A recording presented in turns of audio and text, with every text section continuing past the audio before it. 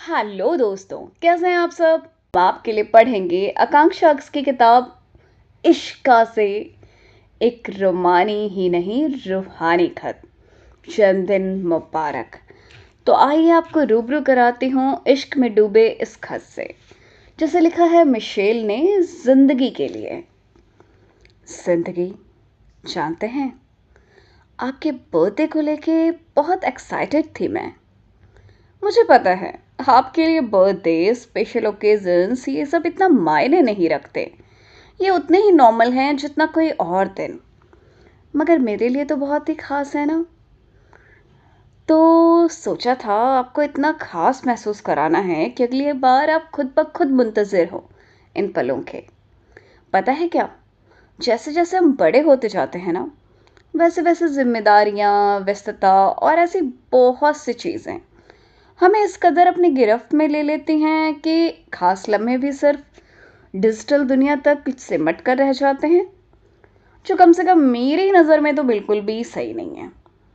आपको इन चीज़ों की आदत नहीं है, मानती हूँ, मगर आदत होगी भी कैसे। अरे, जब कभी किसी ने इस अंदाज में महसूस कराने की कोशिश ही नहीं की, तो फिर आप ही कहते हैं ना, साथ के हर पल को जी लेना चाहिए। और मैं पूरा यकीन रखती हूँ और मैं पूरा यकीन रखती हूँ अपनों को खास महसूस कराने में। बस इसलिए सोचा था कि इस पल को खास बनाने का वी टाइम से। अब आप कहेंगे ये क्या नया ले आई मैं, भला ये वी टाइम क्या भला है। वी टाइम जहाँ सिर्फ हम दोनों हों, हर तरह की फिक्र, बंधनों, स्ट्रेस से कोसों दूर, सिर्फ एक दूसरे के लिए सब कुछ भुलाकर।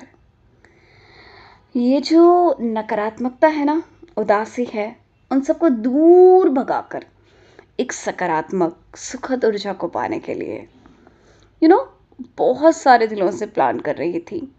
एक गिफ्ट जो बाकी के सारे गिफ्ट से अलग हो, जिसे देखते ही आपकी आंखों की चमक पड़ जाए, आपको पता चले कि आप किसी के लिए कितने खास हैं, जो सिर्फ साथ की बात नहीं करता हो, साथ देना और साथ निभाना भी जानता हो। ये तो हो गई सेंटी बातें। चलिए आगे बढ़ते हैं। खाने में कुछ आपकी पसंद का बनाना वैसे तो बहुत ही मुश्किल काम है मेरे लिए। मुझे जो चीज़ें पसंद आती हैं, ज़्यादातर उनमें से आपको कुछ खास पसंद नहीं, और जो आपको पसंद है वो मेरे बस का रोग नहीं। खैर, फिर भी मुझे पता है कि कुछ ना कुछ अच्छा सा तो मैं बना ही सकती हूँ। साथ में कुछ मीठा, हाँ बाबा हाँ, मुझे पता है मीठा तो आपके लिए सबसे ज़रूरी है। ब्रेकफास्ट, लंच, सब साथ साथ। ये डिनर, अरे नहीं नहीं बाबा, आपकी शामत बुलाने का कोई इरादा नहीं है मेरा। तो चलिए अब ज़रा कमरे का रुख करते हैं। भीनी भीनी सी खुशबू, एक छोटू सा केक, एक चॉकलेट, मेरे फेवरेट गुलाबी गुलाब, हल्का हल्का सा अंधेरा, रोशनी सिर्फ इतनी जहां हम एक दूसरे को देख सकें। वैसे यू नो व्हाट, मुझे तो उसकी भी ज़रूरत नहीं है आपको देखने के लिए।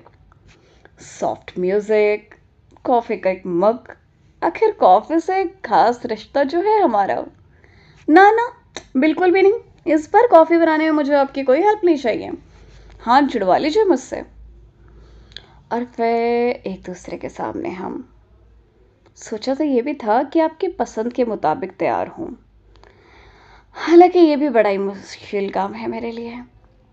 फ़ोन पर होना और आपके सामने होना, और उस पे आपकी शरारती निगाहें, उफ, बहुत मुश्किल होता है मेरे लिए आपकी तरफ नज़र भर कर देख भी पाना। कुछ और भी लेके आई थी आपके लिए। वो पहना के भी तो देखना है कि मेरा आइडिया सही है या नहीं। पता है आपको, बहुत कुछ है जो मैंने महसूस तो किया, मगर आपको अब तक नहीं बताया, क्योंकि मैं चाहती थी आज जब हम साथ हों, तब मैं आपके सामने अपने सारे एहसास बयां करूं। उफ, कितनी सारी बातें, कितना कुछ है जो कहना है, महसूस करना है।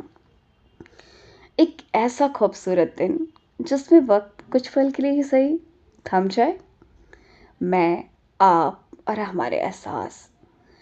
जब एक दूसरे से अलग भी हो ना, तो लगे तो लगे कि एक दूसरे को साथ ले लिया है।